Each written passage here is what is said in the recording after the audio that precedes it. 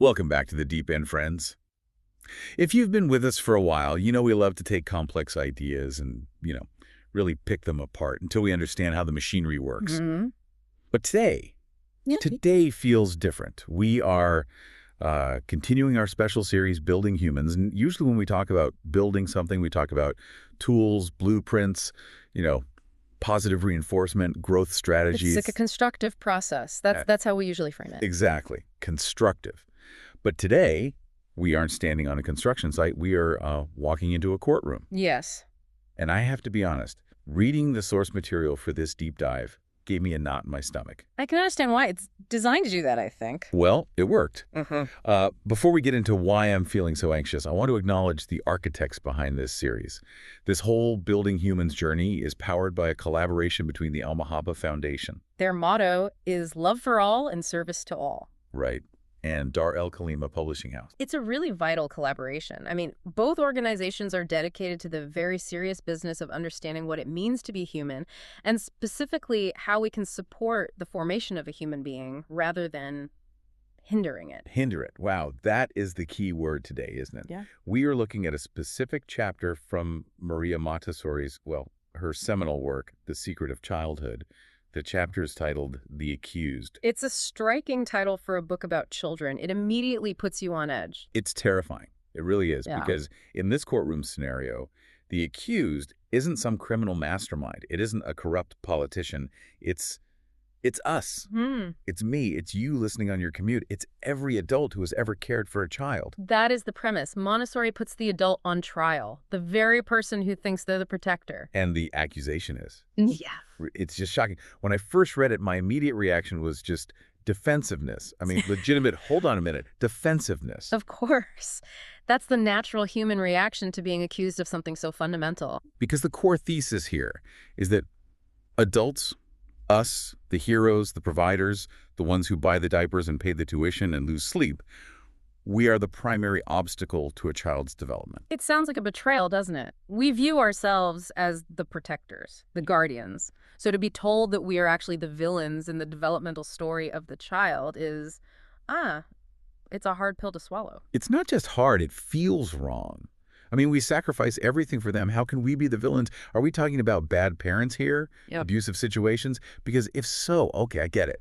But she's not saying that, is she? No. And that is where we have to be very, very careful and very nuanced. Montessori isn't putting bad people on trial. She is putting normal people on trial. So everyday people. Everyday, loving, well-intentioned people. She isn't questioning the quantity of our love. She isn't saying we don't care. She's questioning the quality of our love. Okay, let's unpack that. Quality of love. Because I feel like I love my kids with a pretty high-quality love. It's unconditional, right? That's what we all strive for. Is it, though? Is it truly unconditional? Or is it what the source material describes as selfish love? Ouch. Okay. Selfish love. That stings. It's a provocative term, but the argument is that we tend to love children deeply, provided they fit into our world. Provided they're convenient. Yes. We love them as long as they follow our schedule. We love them as long as they move at our speed. We love them as long as they don't break our favorite vase or, embarrass us in the grocery store. So it's love conditional on them not being disruptive to our lives. In many ways, yes. The conflict arises because the adult and the child are living in two completely different realities with two completely different sets of priorities. Right, and the adult is stronger. Stronger, bigger, and controls all the resources. So the adult's reality always wins. We end up crushing the child's reality, not out of malice, but out of a desire for efficiency and order, our own order. This feels like a wake-up call. That's the only way to describe it. That is exactly how it is intended. If you feel attacked, that's the ego reacting. But if you can set the ego aside for a moment, this is an invitation to see the unseen world of the child. The truth is, we are sleepwalking through parenthood. And in our sleep, we are accidentally stepping on the very miracle we are supposed to be protecting. Okay, I'm awake. I'm listening. If I am the accused, and the listener here is the jury, then you need to read me the specific charges. What exactly is the crime we are all committing? Let's look at the first section of our outline. We can call this the hurry-up crime. The hurry-up crime. I feel like I plead guilty to this 10 times a day. Before breakfast, even. I think most of us do. But to understand the severity of the crime, we have to look at the evidence. The source material gives us a very concrete, very, very relatable example. It's the morning routine, Oh, no. specifically the shoes. The shoes. I know this scene intimately. It's like a recurring nightmare. Walk us through it from the adult's perspective. What's happening? Okay, it's Tuesday morning. I'm already running 5 minutes late. I have a meeting at 9 a.m. I need to get the lunch boxes packed, get everyone in the car, and, beat traffic. My cortisol levels are already spiking. The pressure is on. The pressure's absolutely on. And then my 3-year-old sits down and decides, today is the day. I am going to put on my shoes myself. And you just know in your gut that this is not going to be a quick process. No, it's a disaster. It's painful to watch. I mean, they're holding the shoe upside down. They're trying to put the right shoe on the left foot. They are fumbling with the Velcro. Then they get distracted by a piece of lint on the floor. Right. Now, stop the tape right there. That is the adult reality. In the adult reality, time is a scarce resource. Time is money. Time is a straight line moving toward a deadline. It's an enemy to be conquered. Exactly. But now, let's shift perspectives. Let's enter the child's reality. What is happening for them in that moment? They're just, I don't know, fumbling with a shoe. No, they are not just putting on a shoe. That's our interpretation. For them, they are engaging in a monumental developmental task. This is their work. Their work. Yes. To the child, this is an engineering puzzle. It requires complex hand-eye coordination. It requires focus. It requires the will to persist through failure. In the child's reality, time doesn't exist. The 9:00 a.m. meeting doesn't exist. There is only the work of self-construction. So they are in what we would call a flow state. They're completely absorbed. They are building a human right in front of you. Okay. They are building their own capacity to be independent. They are in the process of creating a thought that says, I can do this. I am capable. But I'm looking at the clock, and I just don't have 10 minutes for them to build their capacity. I have 10 seconds to get out the door. And so the intervention happens. The crime is committed. I swoop in. I always do. I say, here, let me do it. We're late. I grab the foot, shove the shoe on, strap it down, and hustle them into the car. Problem solved. And in that moment, how do you feel as the adult? Honestly, relieved. A little frustrated, maybe, but mostly relieved. I solved the problem. I saved the morning. I was helpful. I was the hero. You think you were the hero. You think you saved the schedule. But let's look at the victim, the child. What just happened to them from their perspective? Well, they didn't get to finish. It's so much worse than that. You didn't just stop a task. You crushed a desire. You essentially sent a message. You told them, your effort is invalid. Your learning is irrelevant. My speed is more important than your growth. That is heavy. Wow. When you put it that way, it feels like a violation. It is a violation of their spirit. The source material uses a very powerful, very violent metaphor here. It says we run them over with the adult train. The adult train. That is a visceral image. I can almost feel it. But it's accurate, isn't it? We are this massive, unstoppable locomotive of schedules, obligations, efficiency, and physical size. The child is just playing on the tracks, trying to figure out how to be human, and instead of stopping the train or even just slowing down, we just plow right through. And we justify it by saying, well, the train has to run. The world doesn't stop for a toddler learning to use Velcro. But that is the verdict on motivation that the source asks us to examine. Why did we really intervene? Did we intervene because the child couldn't do it? No. They could have done it. Eventually. Did we intervene because it was dangerous? Was the shoe going to harm them? No. Of course not. It's just shoes. We intervene because it was painful for us to wait. We are guilty of prioritizing our own comfort and our own anxiety over the child's psychological and developmental benefit. It has nothing to do with helping them. It has everything to do with soothing ourselves. So it's pure selfishness. It's efficiency masquerading as care. I'll do it for you. Sounds like a kindness. Here, let me help. It sounds so nice and nurturing. But it's actually a theft. Precisely. We are stealing the moment of, I did it. And that moment, that feeling is the fundamental building block of confidence and self-esteem. And if you steal that moment enough times... Yes, think about the long-term consequences. If you steal that moment again and again, with the shoes, with zipping their coat, with pouring their own milk, what happens to the child's spirit? They stop trying. Why would they? They become passive. They learn that they are incompetent. They learn that the adult is the only one who can interact with the world effectively. And then, and here's the great irony, a few years later, that same adult will look at that same child and complain. Why are you so lazy? Why do I have to do everything for you? Why won't you just get dressed yourself? Exactly. We create the very problem that we later complain about. We disable the child in the name of speed, and then we're frustrated by their lack of ability. It's a cycle of our own making. That is, man, that is the hurry-up crime in a nutshell. And I think the jury finds the defendant guilty. I'm looking in the mirror and I see the guilt. But hold on. Here comes the defense attorney. I can hear him now. Yes. My internal defense attorney is screaming, "Objection!" Because surely we aren't just doing this for speed. We are the adults. It is our job to keep them safe. It is our job to teach them manners, to teach them right from wrong. We can't just let them run wild and do whatever they want. We have to correct them. We have to mold them. Mold them, correct them. You are touching on the very heart of the conflict now. This leads us right into the second section of our deep dive. The adult ego versus the child's existence. Okay, the prosecution is ready to cross-examine. Because I really feel like correcting is part of the job description for a parent. It has to be. And Montessori, along with the experts analyzing this text, would ask you to look very, very closely at those corrections. When you say, don't touch that, or sit still, or don't walk like that, or stop making that noise, are you really protecting the child from danger? Sometimes. I mean, if they are about to touch a hot stove, absolutely. That's a correction that's necessary. Granted. Immediate physical danger, life, and safety is a valid reason to intervene. No one disputes that. That's our primary role as protectors. But be honest with yourself. Be brutally honest. What percentage of your daily commands are about life and death safety? If I'm being honest, maybe. Maybe 5%. If that. And the other 95%. The rest is, well, it's about don't touch my expensive vase, or don't mess up the papers I just organized, or stop singing because I have a headache. Exactly. In those moments, we are not defending the child's safety. We are defending adult order. We are defending our world, our peace, our things. The source material discusses how adults unconsciously view the child as a disturbance. A disturbance? That sounds so harsh. We say they're a blessing, a gift. We say they are a blessing, but we often treat them like noise. Think about the adult definition of a perfect environment. What is it? It's usually static. Things stay where we put them. It's quiet. It's predictable. It's peaceful. Calm. To us, yes.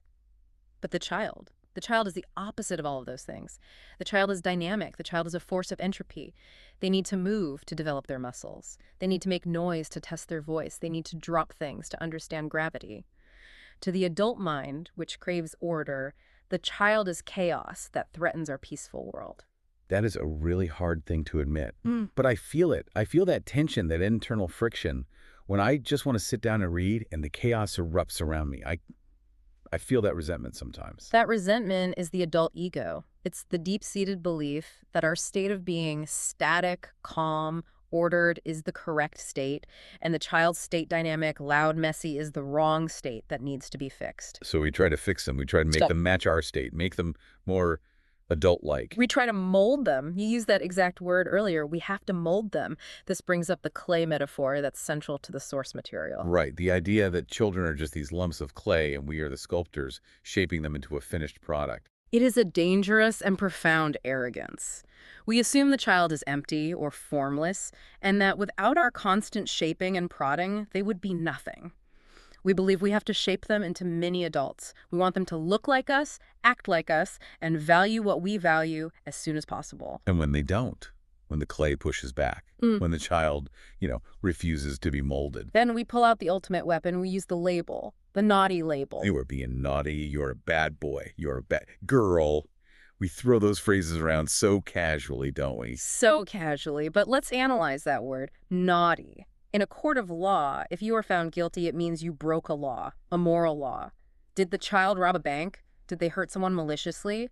Did they lie to defraud you? Usually no. Usually naughty just means you were annoying me right now, or you were doing something I didn't tell you to do. Or, back to our first crime, you are taking too long. Precisely. We misuse the concept of morality to enforce our own convenience. We tell a child they are fundamentally bad simply because their actions don't fit the adult's expectations in that moment. But the child isn't being bad. The child is being a child. They're following the universal laws of their own development. Which often directly contradict the laws of the adult living room. Exactly. The law of development says, I must climb to strengthen my limbs and understand my body in space. The law of the living room says, do not climb on the new sofa. When the child climbs, they are obeying a profound internal natural law. but we punish them for disobeying our arbitrary external one. So the core conflict here isn't right versus wrong like we tell ourselves it is. No. It is the adult ego versus the child's right to exist. Their right to exist as they are, not as we want them to be in that moment. Yes. When we constantly correct, command, and intervene based on our own comfort and our own sense of order, we are essentially sending a constant crushing message to the child. Your way of existing is wrong. You take up too much space. You are too loud. You are too slow. Be less you and be more me. That is devastating. When you lay it out like that, it feels like a systematic suppression of the human spirit. Be less you.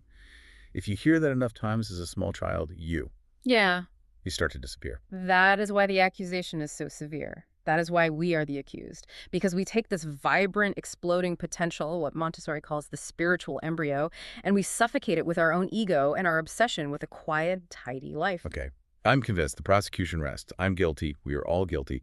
But please, tell me there's a way to appeal the verdict. I don't want to be the villain in my kid's story. How do we stop this? How do we fix it? There is a way. And this brings us to the third and most important section of our discussion, the solution. And I have to warn you, the solution is not a new gadget. It's not a new schedule. It's not some parenting hack you can find on social media. What is it then? It's a virtue.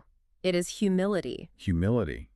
That sounds quiet. It sounds like the opposite of the ego we were just talking about. It is. The Al-Mahaba Foundation emphasizes this constantly in their work. Service starts with looking in the mirror. We have to stop looking at the child as the problem to be fixed and start looking at ourselves as the obstacle to be removed. That's a huge shift in perspective. We're used to being the boss, the manager, the one in charge. And that is the first thing that has to go. The source material talks about a fundamental shift in mindset regarding ownership. We have to admit, deep in our bones, we do not own the child. They aren't our property. They aren't our little mini-me's to show off. They are their own universe, on loan to us for a short time. We are just the custodians. We are the guides. But we so often act like owners, like dictators. Humility means accepting that we are in the presence of something sacred that we don't fully understand, the formation of a human spirit. We need to respect that mystery. So practically speaking, let's go back to Tuesday morning, back to the shoes. What does this humility look like in action? How does it prevent the hurry-up crime? It looks like pacing. It looks like a conscious act of surrender. It means accepting the necessity of slowing down to the child's rhythm, not forcing them into ours. So it really is as simple as wake up 15 minutes earlier. If that's what it takes, yes. But it's deeper than just logistics. It's about a reordering of values. It's about deciding in that moment of tension that the child's developmental process is more important than your punctuality record. It's about prioritizing the human over the schedule. And that leads to this shift in roles the source mentions, moving from dictator to observer. Yes. The dictator gives orders, do this, don't do that, wear this, eat that. The dictator controls every variable to maximize their own efficiency. The observer. The observer watches. Watches for what? Are we just have to stand there while they struggle? You watch for the child's needs. You watch for the child's capabilities. The observer provides opportunities, not orders. Instead of saying, put on your shoes now, the observer has already set up the environment so the child can put on their shoes, maybe a little stool to sit on, shoes that are easy for them to manage, and then waits. Patiently. Waiting is hard. Waiting is really, really hard when you're an adult with a to-do list a mile long. It's active waiting, though. This isn't ignoring the child. You aren't checking your phone. You aren't tapping your foot with impatience. You are present. You are watching the struggle. You are respecting the struggle. Because in that struggle, the fumbling fingers, the frustration, the almost got it moments, that is where the humi is being built. And if we step in, we stop the building process cold. Exactly. This is the shift from correcting to serving. This is the core of that love for all, service for everyone philosophy. We stop trying to fix the child because the child isn't broken. Right. The child is just unfinished. Exactly. Unfinished. Our job is to serve their spirit while it builds itself, to be the calm, supportive presence in the room. Serving the spirit. That sounds so much more noble and so much more difficult than just managing behavior. It is a higher calling, but it requires that we kill the adult ego. We have to be willing to be inconvenienced. We have to be willing to be late. We have to be willing to live in a little bit of chaos if that chaos is the sound of a human growing. You know, it reminds me of that old saying, you can have a tidy house or happy kids, but maybe not both at the same time. But this goes so much deeper than that. It's about not letting our need for a tidy life destroy their fundamental need for growth. Precisely. The outcome of the shoe scenario shouldn't be a shoe is on a foot. That's the dictator's goal. The outcome, the true victory, should be a child who thinks, I am capable, I can take care of myself, my environment, and the adults in it support my efforts. That's the win, the long-term win. That's the only win that matters, and we, the adults, are the only ones who can allow that to happen. We have to make a conscious choice to stop being the accused who oppress the child and become the supporter who holds the space for them to become themselves. So stop being the obstacle. Start being the bridge. I like that. Be the bridge. Bridge the gap between their desire and their ability, but don't carry them across. Let them walk it themselves. This has been, well, a bit of a therapy session for me, honestly, but a necessary one. We started in a courtroom, feeling defensive and on trial, but I think we're walking out with a plea deal. We plead guilty to being in a hurry, but we promised to do community service to our kids. That is the best outcome we could hope for. And remember, this is just one aspect of the child's mystery. We've talked about the obstacles, but next time we need to talk about the miraculous construction itself. Right. We've talked about getting out of the way, but what is happening when we do get out of the way? What is that process? In our next deep dive, we are going to explore the concept of the spiritual embryo. The spiritual embryo. That sounds deep. It sounds mystical, but Montessori presents it in a very scientific way. It's about how the child builds their mind from absolutely nothing, how they take the raw data of the world, light, sound, touch, language, and construct a personality and intelligence. It's truly fascinating stuff. I can't wait. But for today, we have some homework. We all do. We need to look in the mirror. We need to practice humility. We need to catch ourselves before we put the train in motion. And we need to read the source. We are just scratching the surface here. To really face the truth and change your perspective, you have to go to the source. The book is The Secret of Childhood by Maria Montessori. Absolutely. And thanks to the partnership powering this series, you can find these resources at the Dar al-Khalima Library. That's daralkalima.com. Support the source. Build the human. It's that direct. It's that simple. Go there, get the book, and really sit with these ideas. It's one thing to hear us talk about it. It's another to let the words sink in for yourself. It's the best investment you can possibly make. Not of money, but of attention and self-reflection. Well, the court is adjourned for today. Thank you for helping us navigate this. It wasn't easy, but it was absolutely worth it. My pleasure. It's a journey we are all on together. No one gets it right all the time. And to you, the listener, whether you're a parent, a teacher, or just someone who was once a child, take a breath today. Just one. Slow down. Let someone tie their own shoes, even if it makes you 5 minutes late. Especially if it takes 10 minutes. That's where the magic is. See you next time on The Deep Dive. And remember our motto. Love for all and service to all. Take care, everyone.